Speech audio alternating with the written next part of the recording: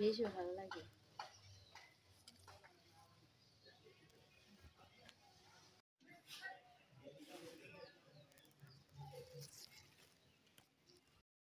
So good morning, welcome back to my channel Sumish ক্রিয়েশনে সবাইকে স্বাগত। আশা করছি সবাই ভালো আছো, সুস্থ আছো, আমরাও রয়েছি। আরও একটা নতুন দিন, আরও একটা নতুন ব্লগ সদাপ্রভু আমাদেরকে দিয়েছে। তো সেই জন্য সদাপ্রভুকে যেন অনেক অনেক ধন্যবাদ জানিয়ে আজকের ব্লগটা তোমাদেরকে সঙ্গে করে নিই। সকাল সকাল শুরু করে দিয়েছি, মামাকে স্কুলে পৌঁছে দিয়ে যাচ্ছি পড়াতে। তুমি সঙ্গে থাকো, সাথে থাকো, অবশ্যই তোমাদের ভালো লাগবে। আর প্রথম থেকে শেষ পর্যন্ত দেখার অনুরোধ রইল। ভালো লাগলে অবশ্যই অবশ্যই করে পাশে থেকো। এখানে দাঁড়িয়ে দাঁড়িয়ে কথা বলছিলাম, আর ওখানে দেখো কতগুলো মাধবীলতা গাছ। একটা, দুটো, তিনটে, চারটে, কতগুলো আমরা বাজারে কিনতে যাচ্ছি, এত টাকা দাম দিচ্ছে। আর ওখানে কি সুন্দর 4টে মাধবীলতা গাছ হয়ে আছে, মানে বড় ছিল, গাছটা কেটে দিয়েছে। তো সেই জন্য মানে ছোট ছোট মানে জল পেয়ে বড় হয়েছে। আর আমরা কিনতে গেলে কতটা এ হয়। আবার ছাতা নিয়ে মুশকিল, ছাতাটা বন্ধ করে দিই, বৃষ্টিটা পড়ে গেছে। অনেক খুঁজে খুঁজে সেই বাবুর পছন্দের তেলাপিয়া মাছটা ঠিক খুঁজে বার করলাম। বাবু তো চিনতে পারে না, আমাকে বলে তুমি মাছটা চেনো, আমি চিনতে পারছি না। তারপরে দেখলাম না, একটা জায়গায় রয়েছে, আর অন্য কোথাও বাজারে দেখলাম কোথাও নেই। আর এই তেলাপিয়া মাছ আর কালবোস মাছের মধ্যে অনেকটা মানে একই রকম দেখতে, বোঝা যায় না, তো বুঝতে পারে না। তো এখানে এসে জিজ্ঞাসা করলাম, তারপরে নিয়েই নিলাম। গুড মর্নিং, এখন প্রায় 9টা বেজে গেছে, আর গুড মর্নিং আর গুড যা রোদ উঠেছে, গুড মর্নিং আর নেই। চলো, বাবাকে স্কুল থেকে তো নিয়ে চলে এসেছি, তোকে তো ম্যাগি করে দেবো। বাবুও রয়েছে আজকে, বাবু রয়েছে বাইরে কাজ নেই, বাবু আজকে ঘরের কাজগুলো করছে।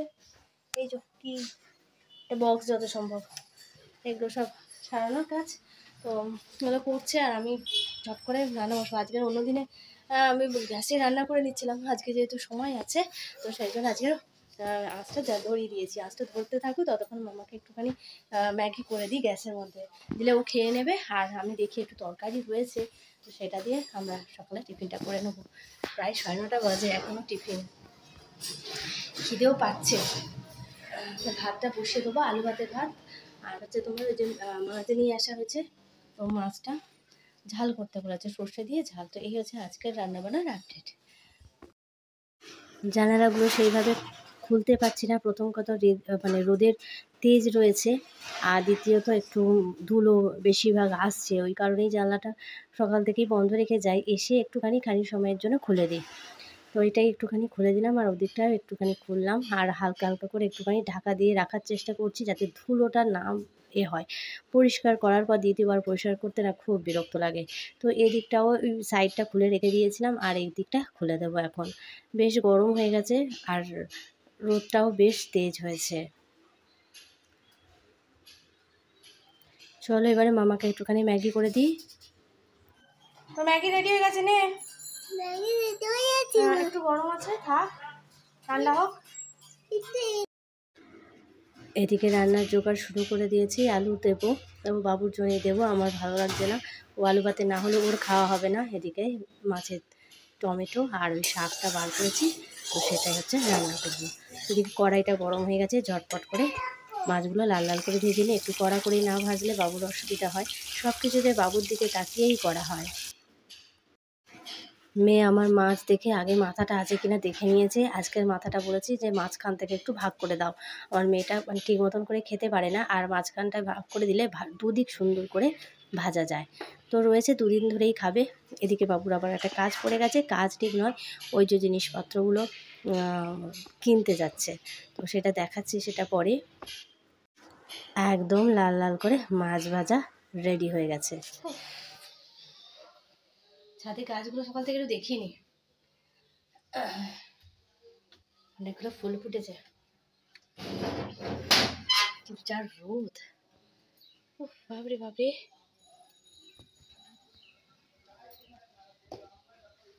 ওয়াও, কি সুন্দর একটা রানী কালারের ফুল ফুটেছে। পিঙ্ক কালার ফুটেছে, কিন্তু এটা রানী কালারের, খুব সুন্দর।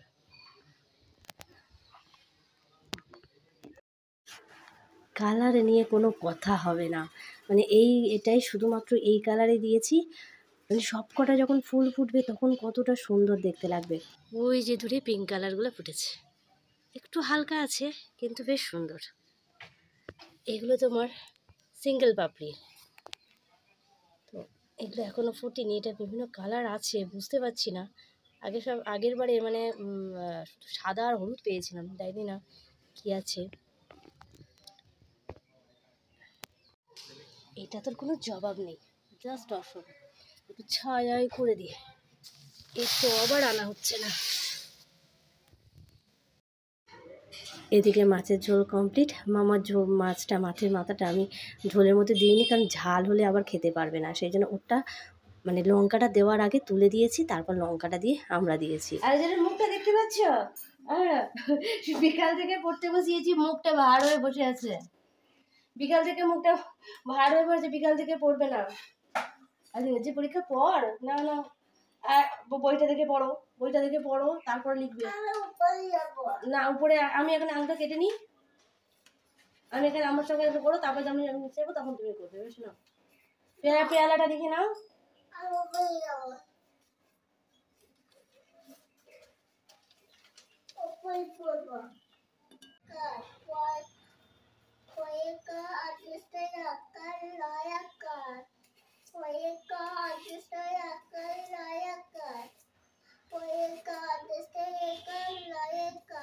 হয়েছে? পেয়ালা বানানো হয়েছে?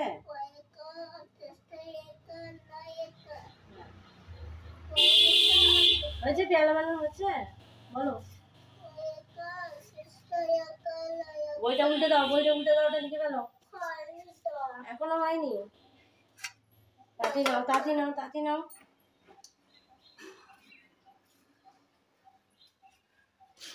এইটুকু ছোট বাচ্চা 51টা শব্দ মুখস্থ করতে পারে, সঙ্গে আবার 51টা বাংলা মানে। এ তো মানে কি বলবো, এইটুকু বাচ্চার উপরে এতটা এক্সপেরিমেন্ট না করলে কি নয়। তাড়াতাড়ি নাও।